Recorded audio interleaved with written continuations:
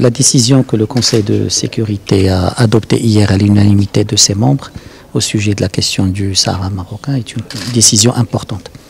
Importante d'abord de par son contexte, puisqu'il s'agit d'un contexte marqué notamment par des changements à la tête de l'Organisation des Nations Unies, des changements au niveau de quelques pays importants membres du Conseil de sécurité, mais également par rapport au retour du Maroc à l'UA et à toute la tension qui a été créée dans la zone de Guerguerat. La résolution est également importante de par son contenu. Un contenu qui réitère et confirme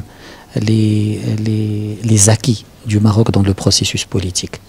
Qu'il s'agisse de la prééminence de l'initiative d'autonomie, qu'il s'agisse de la dimension régionale du conflit, du rôle et de la responsabilité de l'Algérie dans ce différend, qu'il s'agisse aussi du réalisme et de l'esprit de compromis comme élément de référence important pour la recherche de la solution, ou qu'il s'agisse de la question du recensement, la résolution du Conseil de sécurité a réitéré, renforcé, réaffirmé tous ces éléments. La résolution, bien sûr, a été gérée conformément aux instructions royales à travers une approche anticipative, à travers un certain nombre d'initiatives, un certain nombre de décisions pertinentes prises par Sa Majesté le Roi, qui ont créé l'environnement qui a permis au Conseil de sécurité de travailler dans la sérénité, mais également de travailler dans la lucidité, en distinguant les parties qui sont impliquées, qui agissent de manière constructive, et celles qui travaillent dans la manipulation, dans la manœuvre, et qui agissent à l'encontre du processus politique et de la volonté de la communauté internationale de mettre fin à ce processus. Plus particulièrement sur la question de Guerguerat, je dois rappeler que Sa Majesté le Roi s'est impliqué personnellement, et à travers d'abord l'appel téléphonique au secrétaire général le 24 février, au cours duquel Sa Majesté le Roi a sensibilisé le secrétaire général sur la gravité de la situation, a informé le secrétaire général de la détermination du Maroc à empêcher tout changement dans le statut de cette zone.